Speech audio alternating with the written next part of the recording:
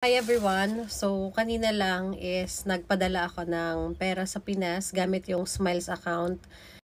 Ayan. So, napadala ko na kasi yung pera and umabot ng 30 minutes.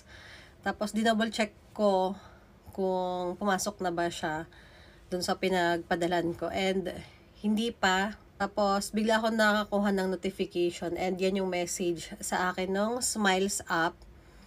Yung gustong sabihin ng message na to is, i-update ko yung identification card ko. Yung residence card na nakalagay doon sa profile ko kasi expired na yung date nung nakalagay doon. So, ang ginawa ko is, kinuha ko yung residence card ko na bago.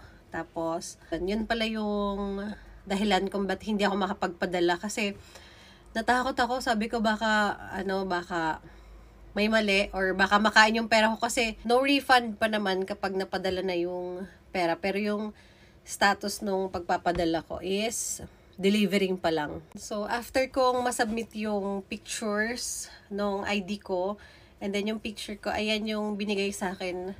Sabi niya, your identity verification request has been received and is being processed. You will be notified of the result. Yan, thank you for your patience.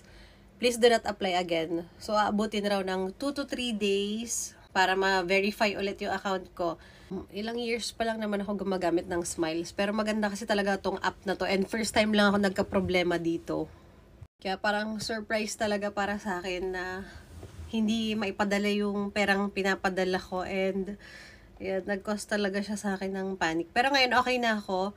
Yun nga lang, 2 to 3 days yung aantayin ko para makapasok ng tuluyan yung pera na pinadala ko dun sa pinadalahan ko. And every month ako nagpapadala ng pera sa Pinas. Ngayon lang talaga ako nagka-problema. Parang 3 years na rin ako gumagamit ng Smiles and ngayon lang to nangyari.